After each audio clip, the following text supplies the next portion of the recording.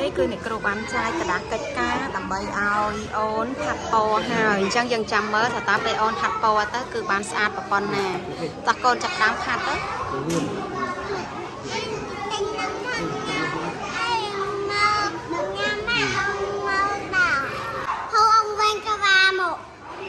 មកចឹង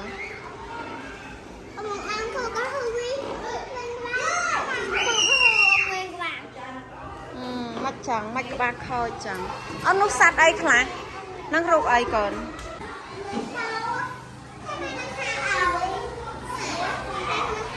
តោះនឹងរូបអីកូនទៀតចុះខាងនោះរូបផ្លែអីចាចុះបន្តទៀតរូបអីកូនការ៉ុតចេះណាស់នេះគឺជាទស្សនវិជ្ជាពេលចាញ់លេងនៅថ្នាក់របស់កូនប្រុសពៅអញ្ចឹងគឺថាក្មេងៗក៏រត់លេងតាមហ្នឹងទៅហើយនេះប្រុសពៅគេកំពុងតែមើលដើម្បីគេរាប់សัตว์ណោះគេកំពុងតែលេងជាមួយនឹងមិត្តភក្តិ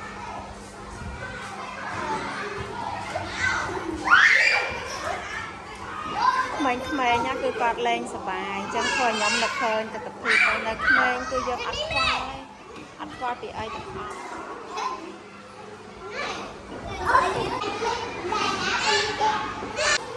នឹងសัตว์អីកូនបើចំណាដំរីចំណាបីអំបៅ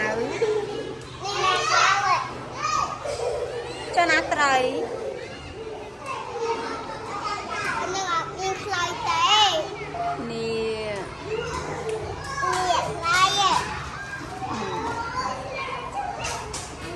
អនឡកអីដាក់ឲ្យស្រួលមកកូនចាស់ណាស់ឥឡូវចូលរៀនហើយចូលរៀនវិញហើយតោះកូន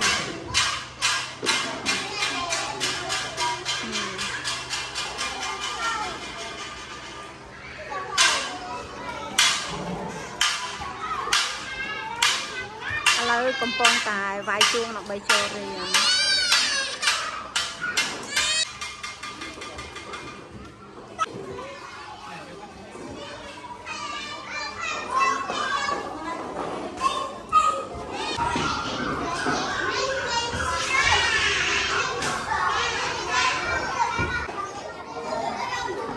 ទស្សនវិជ្ជានៅក្នុងថ្នាក់មត្តេយ្យចា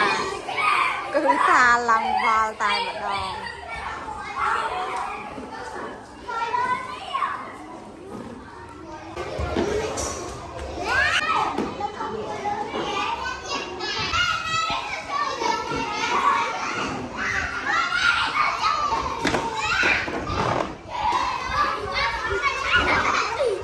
មកឆាប់ឥឡូវអូនរៀបកាបូបទៅផ្ទះហើយ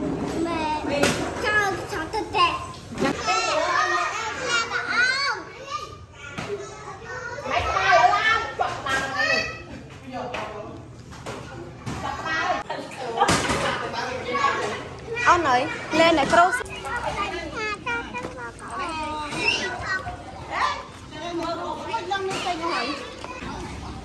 ឡូវអូនដល់មកចេញទៅផ្ទះហើយ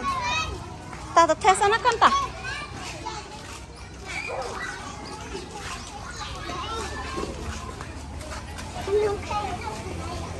នៅឆ្លៀតចង់បរននំមុនទៅផ្ទះទៀតនេះកូនប្រុសបើ